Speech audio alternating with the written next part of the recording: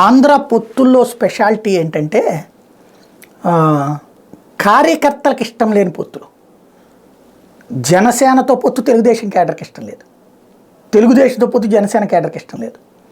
ప్రస్తుతానికి తెలుగుదేశం కేడర్ అయితే సర్దుకుంటున్నారు, కానీ ఇంకా జనసేన కేడర్లో చాలా వరకు ఆ నిర్లిప్తత, అసంతృప్తి ఉంది. ఈవెన్ తెలుగుదేశం హార్డ్ కోర్ ఫ్యాన్స్లో ఆ నిర్లిప్తత, అసహనం ఉంది. వీళ్ళిద్దరూ భారతీయ జనతా పార్టీ పొత్తు కావాలని కోరుకుంటున్నారు. రెండు పార్టీలు. భారతీయ జనతా పార్టీ కేడర్కి ఈ కూటమిలో చేరడం ఇష్టం లేదు.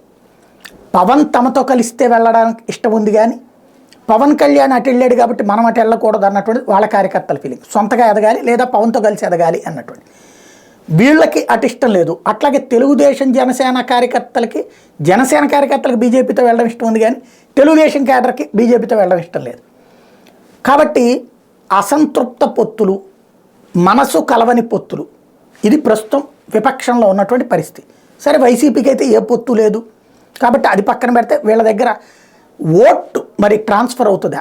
కార్యకర్తలే ఒకళ్ళనొకళ్ళు అంగీకరించుకోలేనప్పుడు ఓటర్లు ఎలాగ అవతల ఉన్నటువంటి వాళ్ళని అంగీకరిస్తారనేది చూడాలి.